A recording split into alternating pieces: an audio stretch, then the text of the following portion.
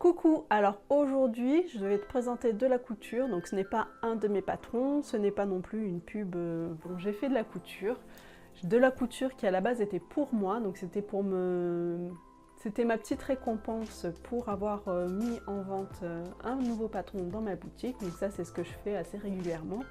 Donc moi ça me motive pour sortir des patrons plus régulièrement.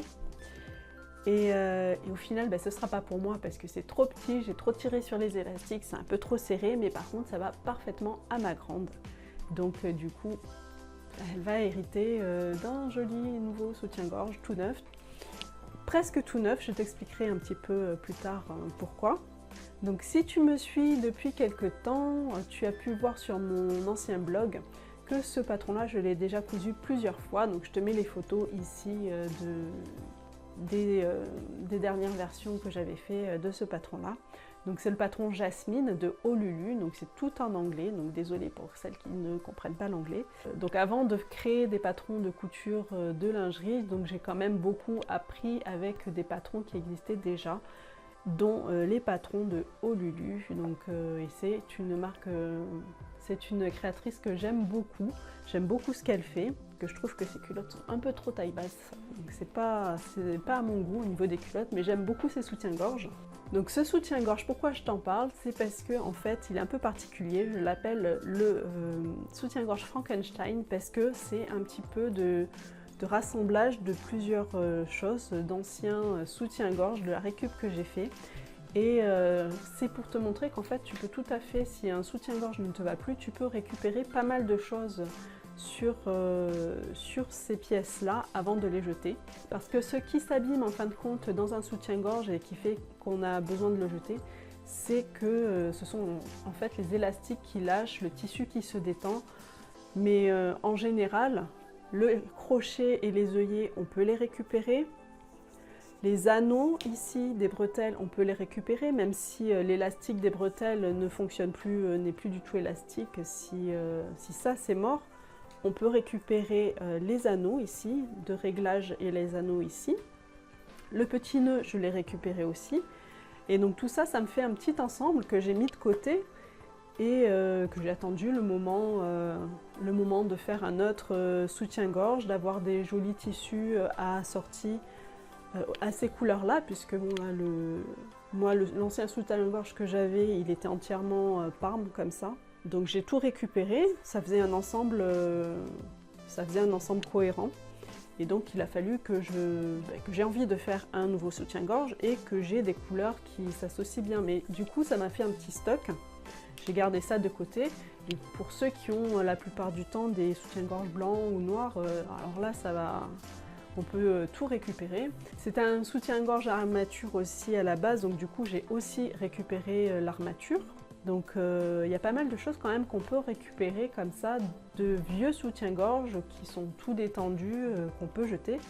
Mais avant de jeter, donc un petit conseil, c'est de récupérer toutes ces choses-là, et ça marche aussi pour toutes les autres, tous les autres vêtements en fin de compte. S'il y a des jolis boutons, si des fermetures éclairs qui fonctionnent encore, même si parfois, des fois la fermeture éclair c'est peut-être la chose qui lâche en premier. Mais voilà, il ne faut pas hésiter à récupérer, et après même le tissu il peut resservir à faire d'autres pièces plus petites, à faire des chiffons. On peut recycler quand même pas mal de choses en couture. Et donc pour la lingerie, surtout recycler les œillets et les crochets, tous les anneaux, les petits nœuds, tout ça c'est facile à récupérer. Bon, je ne dis pas parce que les œillets et les crochets c'est quand même assez galère puisqu'il faut tout découdre, donc je te montre un petit peu, puisque à la base en fait les œillets et les crochets, donc ça sonne comme ça, en fait ça fait une petite poche ici comme ça, dans lesquelles on peut glisser la bande de tissu dos. Et pareil pour ici, pour les œillets ici, on peut l'ouvrir, ça fait une petite poche.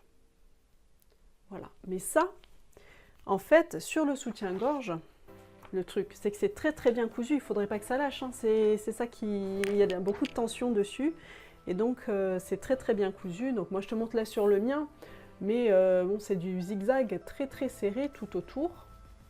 Et c'est pareil sur les soutiens-gorge du commerce, c'est du zigzag très serré tout autour.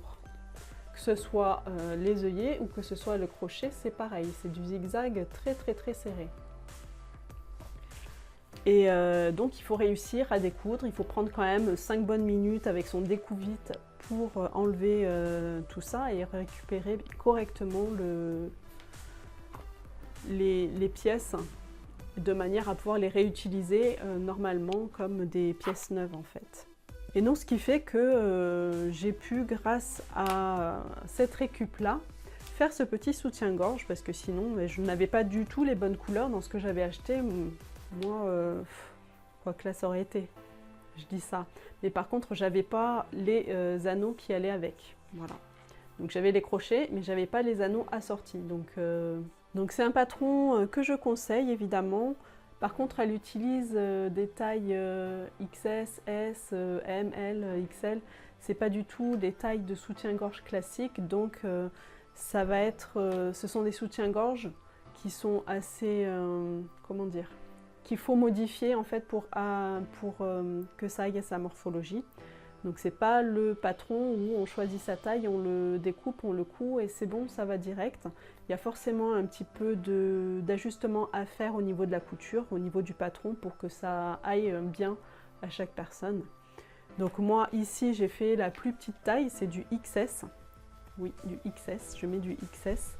Et j'ai encore plus, j'ai réduit le bonnet parce que c'était trop grand, il y avait trop de tissu. Et il y a aussi une petite chose qui manque, qu'elle conseille pourtant de faire, mais que je n'ai pas fait, c'est de réduire aussi un petit peu la hauteur ici du buste, puisque du coup ça remonte un petit peu plus haut vu qu'il n'y a pas beaucoup de poitrine. Donc j'ai déjà réduit le bonnet, mais il faudrait aussi réduire la hauteur. Donc ça, je pense que je le ferai sur une prochaine version, qui sera peut-être pour moi cette fois-ci. Mais du coup, je vais aussi acheter les bons élastiques qui vont bien, qui sont assez larges pour bien maintenir le dessous de poitrine. C'est un soutien-gorge qui est vraiment très facile à coudre, qui est très rapide. Donc n'hésite pas à mettre le petit pouce bleu si jamais tu as aimé cette vidéo. Si tu aimes bien la couture de soutien-gorge, si tu aimes bien quand je couds autre chose que mes propres patrons, un petit pouce bleu. Et je te dis à très bientôt pour une nouvelle vidéo.